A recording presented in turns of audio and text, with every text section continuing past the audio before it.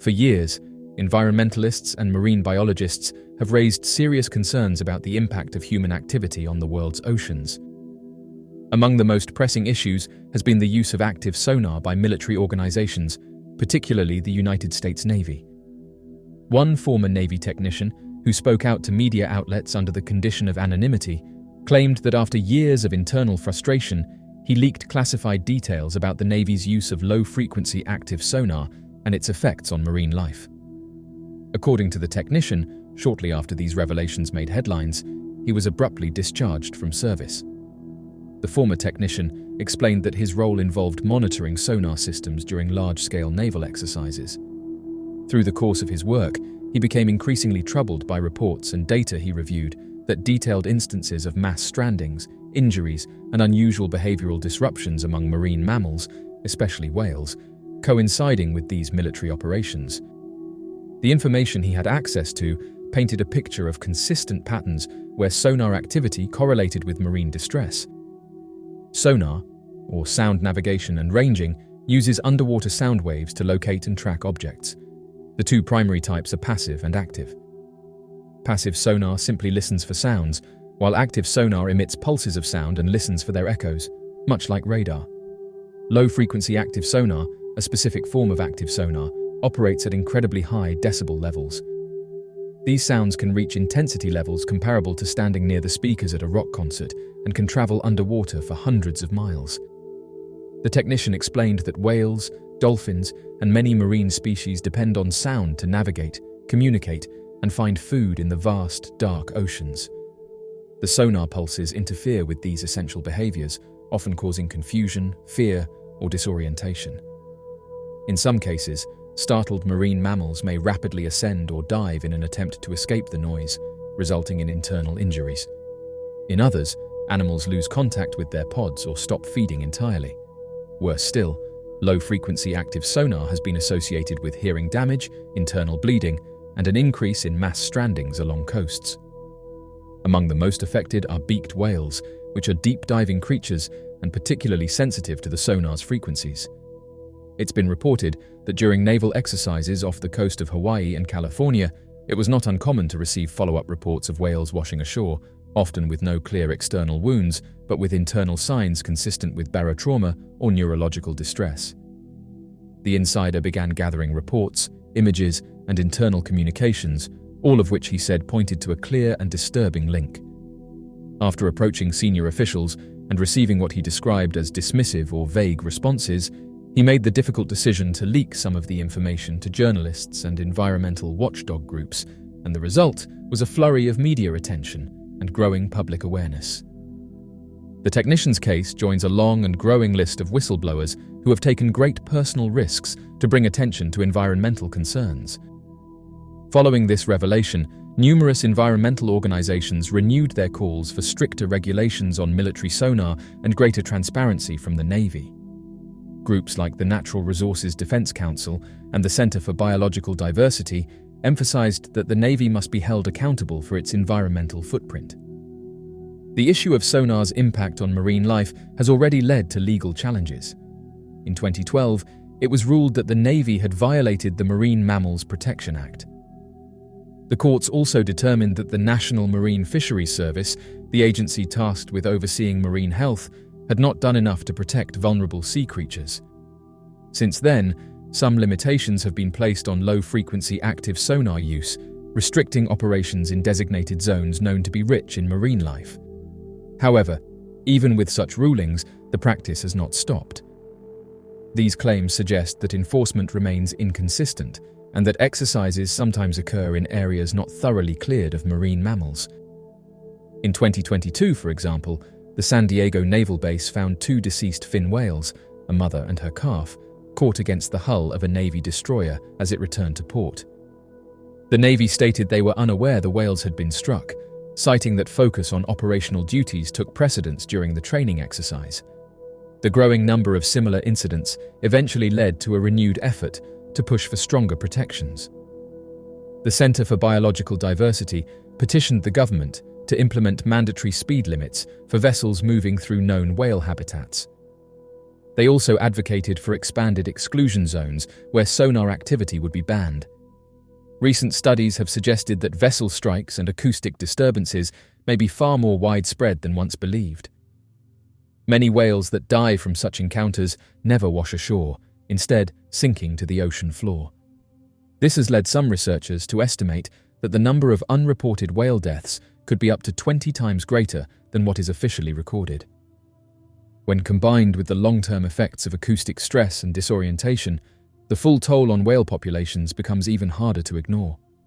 Sonar isn't the only concern. Underwater explosions used during training drills also create powerful shock waves that ripple through the water. These not only damage the hearing of nearby marine animals, but may also affect their ability to breed, locate food, or maintain healthy migration patterns. At the base of the food chain, creatures like zooplankton are severely impacted by underwater detonations, which could cause ripple effects through the broader ecosystem. Despite all this, the Navy currently operates under a permit granted in 2018, which was initially set to expire after 5 years, but has since been extended. This permit gives the Navy broad protection against legal repercussions related to marine mammal deaths and injuries during training, provided the number of documented cases remains below certain thresholds. As of recent counts, over 3,000 marine mammals have been documented as affected, including at least 20 humpback whales and nearly 10,000 blue whales. These numbers remain within the Navy's operational allowances, yet critics argue that each case is a reminder of the need for more careful, environmentally aware protocols. The technician who came forward did so with the hope of sparking change. While his voice added to a rising chorus of concern, the systems in place remain largely unchanged. Yet, his actions prompted renewed public interest and inspired a new wave of advocacy aimed at protecting Earth's oceans and the life within them. Scientists say that recent whale strandings on California beaches are highly unusual. Throughout history, humanity has relied heavily on the ocean for resources, trade, and recreation, often without fully considering the consequences of our actions. In recent years, however, the consequences of neglect and environmental mismanagement have become increasingly visible. One such disturbing trend is the growing number of whales found washed up on California's beaches. In what scientists are describing as an unusual mortality event, more than 20 whales have been discovered along the state's shoreline in just a matter of months. This unsettling pattern has captured the attention of marine biologists and environmental organizations, not only because of the sheer number of strandings, but also due to the variety of species affected and the recurring nature of the phenomenon. In the Bay Area alone, notable examples include a fin whale and a massive 47-foot pygmy sperm whale, both discovered recently. Earlier in the year, in a span of just 10 days, 4 other whales were found deceased along the coast. These incidents are not isolated. Since the start of the year, over a dozen whales have been confirmed as washed ashore in California. Michael Milstein, a spokesperson for the National Oceanic and Atmospheric Administration, noted that while this year's numbers are alarming, they are not unprecedented. In 2019, the number of stranded whales reached 34. In 2021, 18 whales were discovered under similar conditions. Compared to those years, 2022 may appear less severe, but the recurring nature of these events still poses a serious concern to marine scientists. However, nearly 150 pilot whales were found stranded just in April 2024. According to Milstein, these rising numbers are unusual and worrisome, pointing toward deeper systemic problems in our oceans. The causes of these strandings are complex and multifaceted. Scientists believe that no single factor is solely responsible. Among the leading culprits are climate change, habitat disruption, and physical trauma from maritime activity. Increasingly, large ships are reported to collide with whales, especially in busy shipping corridors along the coast. These high-speed impacts can leave whales gravely injured, and in many cases, these injuries prove to be fatal. Beyond physical trauma, warming ocean temperatures are altering the migration patterns and feeding behaviors of marine mammals. With changing ocean currents and shifts in the availability of food sources, whales may be venturing into unfamiliar or more hazardous areas, increasing the likelihood of accidents. In addition, there is concern that underwater noise pollution from naval exercises and commercial activity may be disorienting these creatures, disrupting their communication and navigation. In light of these troubling patterns, scientists and conservationists have called on government institutions to implement new regulations that prioritize the safety of marine life. An incident involving the Australian naval ship, His Majesty's Australian ship at the San Diego Naval Base, in which multiple whales reportedly suffered fatal injuries, has become a focal point of these discussions. Marine biologists argue that such tragedies could be prevented with more stringent regulations and real-time monitoring of marine mammal locations during naval exercises. The National Marine Fisheries Service expressed deep concern over these recurring losses. The organization emphasized the importance of finding a balance between military readiness and the preservation of marine ecosystems. Their statement characterized the deaths of these whales as a stark and tragic indication of how current naval practices pose ongoing risks to vulnerable marine species. In response to the government's perceived inaction, the Center for Biological Diversity issued a formal notice of its intention to pursue legal action against the US Navy unless significant changes are made. The organization has been a long-standing advocate for marine protection and has pointed out that continued delays in policy reform only heighten the risks for marine wildlife. Current estimates suggest that the whale population in the North American Pacific has decreased notably in recent years. Just 6 years ago, there were believed to be around 26,000 whales in these waters. That number is now thought to be closer to 20,000. While this is still considered a sustainable population, the rapid decline is a warning sign that conditions are deteriorating. Should this trend persist, it could lead to more severe consequences for the species and for the broader ecosystem they help support. Efforts are underway to better understand the causes behind these strandings.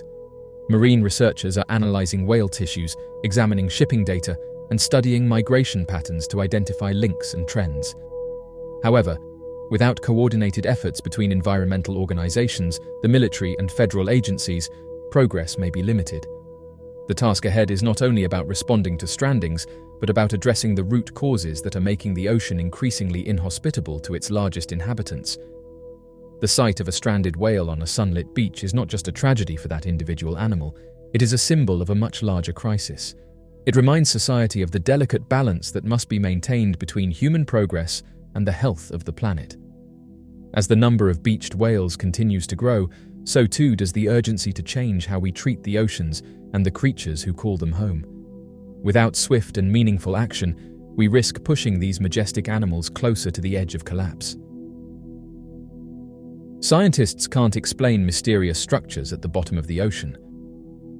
Deep beneath the surface of the Pacific Ocean, scientists have uncovered something truly unexpected, what they are calling sunken worlds. These mysterious formations lie hidden within the Earth's mantle, puzzling researchers and challenging long-held understandings of the planet's inner structure. Unlike known subducted tectonic plates, which move due to interactions between Earth's surface plates, these newfound features appear in locations with no clear link to current or historical tectonic activity. This discovery was made possible through a recent study published in the journal Scientific Reports. The research utilized a groundbreaking imaging method known as full waveform inversion. This highly advanced technique combines data from multiple earthquakes to form a detailed, high-resolution map of the planet's deep interior. Because of the vast amount of data and computing power required, the scientists turned to the PIS-DAINT supercomputer in Switzerland to complete the complex calculations. What the researchers found took them by surprise.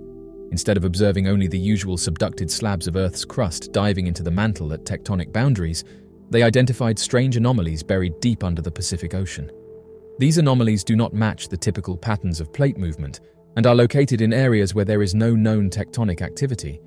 They appear on the seismic imaging as dense blobs, but their true nature, what they're made of, how they got there, or what they represent, remains uncertain. Thomas Schouten, a doctoral researcher at the Federal Institute of Technology at Zurich, emphasized the mystery behind these features. He explained that while the seismic waves traveling through them behave in a way similar to those passing through ancient tectonic plates, the resemblance may be superficial. The anomalies could be ancient remnants of Earth's early crust, possibly dating back as far as 4 billion years. Alternatively, they could be composed of a completely different type of material that formed more recently, perhaps over the last several hundred million years. Despite using one of the world's most powerful imaging techniques and supercomputers, the team still cannot determine exactly what these structures are. Scooten noted that with the new model's improved resolution, similar anomalies are now being spotted all across the Earth's mantle, not just beneath the Pacific. This suggests that these sunken worlds may be more widespread than previously imagined, potentially reshaping how scientists think about the evolution of the planet's interior. This finding highlights just how much there is still to learn about Earth's deep structure. While surface geology and plate tectonics have been extensively studied for decades, the planet's mantle remains largely unexplored territory. It is a vast, slowly shifting layer of hot, dense rock, extending thousands of miles below the crust. The mantle is crucial to Earth's geology, driving everything from volcanic activity to the drifting of continents, yet it remains one of the least understood parts of the planet. The discovery of the anomalies has introduced new questions about how Earth has changed over time and whether some pieces of the crust or mantle are far older and more complex than previously believed. If these structures are truly remnants from Earth's earliest history, they may offer new insights into how the planet formed and evolved. If, on the other hand, they are the result of more recent geological processes, understanding them could change how scientists model the movement and transformation of the mantle today. Ultimately, these mysterious sunken worlds buried beneath the Pacific Ocean remain unsolved pieces of a much larger puzzle. Their existence challenges conventional geological theory and encourages scientists to keep searching, questioning, and exploring. With each advancement in technology, from more powerful seismic imaging to deeper oceanic exploration, humanity moves one step closer to unlocking the ancient secrets hidden beneath the Earth's surface. But for now, the true identity and origin of these anomalies remain one of the most fascinating mysteries beneath our feet. Mysterious discovery made at the bottom of the ocean. In a groundbreaking discovery that has challenged long-held scientific beliefs, researchers have identified a previously unknown source of molecular oxygen at the bottom of the ocean, produced without any assistance from life or photosynthesis. This phenomenon, now referred to as dark oxygen, has stunned ocean scientists and prompted a re-evaluation of how life may have originated and evolved on Earth. The research, led by biogeochemist Andrew Sweetman from the Scottish Association for Marine Science, was originally intended to assess the environmental impacts of deep-sea mining. While measuring oxygen levels near polymetallic nodules, rounded rock-like formations that lie scattered across the Pacific Ocean seafloor, scientists observed something entirely unexpected. Instead of witnessing the usual consumption of oxygen, which is the standard in deep-sea environments where life decomposes organic material, their instruments recorded a steady increase in oxygen levels. At first, the research team was convinced their sensors were malfunctioning. As Sweetman recalled, the initial data seemed too strange to be taken seriously. For over a decade, they recalibrated their optode sensors and remeasured, yet the same result kept appearing. To rule out equipment error, they introduced an alternative method of measurement, and to their astonishment, it confirmed the anomaly. Oxygen was indeed being produced deep underwater, far from any sunlight or photosynthesizing organisms. The implications were profound. For centuries, it has been accepted that photosynthesis, using sunlight to split water molecules, was the only natural way oxygen could be generated on Earth. However, this finding hinted at an entirely different abiotic process occurring in complete darkness. To understand the origin of this deep-sea oxygen, the scientists retrieved samples of the polymetallic nodules from the ocean floor. These nodules are composed of rare earth metals such as nickel, cobalt, and manganese. In laboratory tests, the researchers discovered that these rocks could spontaneously generate electricity, with individual nodules producing up to 0.9 volts. When grouped together in natural clusters, they could easily produce the 1.5 volts required to split water into hydrogen and oxygen, mimicking the process of electrolysis found in industrial settings. This led to the realization that the seafloor nodules were functioning as natural geobatteries. Over time, the slow but continuous production of electricity from these rock formations could be generating oxygen, completely independent of any biological input. As Northwestern University chemist Franz Geiger remarked, the existence of these natural geobatteries might explain one of the most fascinating unknowns in ocean science: how oxygen can exist in environments thought to be devoid of it. The discovery of dark oxygen is significant for several reasons. Environmentally, it introduces new concerns about the long-term impact of deep-sea mining. Marine biologists have reported that zones mined for these polymetallic nodules in the 1980s have still not recovered. Entire ecosystems were wiped out, and in some regions, not even bacteria have returned decades later. In contrast, nearby unmined areas remain biologically rich and vibrant. The presence of dark oxygen may help explain why these dead zones persist. If the nodules play a role in sustaining or regulating life through oxygen production, their removal could disrupt this fragile balance in unforeseen ways. The environmental concerns are amplified by the growing demand for the rare metals within the nodules, which are increasingly essential for manufacturing batteries and renewable energy technologies. As mining corporations set their sights on these underwater resources, this new evidence suggests a critical need to reconsider the ecological cost of extracting them. Beyond the immediate environmental implications, this finding could reshape scientific understanding of life's beginnings. Until now, the prevailing theory has credited ancient cyanobacteria with releasing the planet's first oxygen through photosynthesis, enabling the evolution of complex, oxygen-breathing organisms.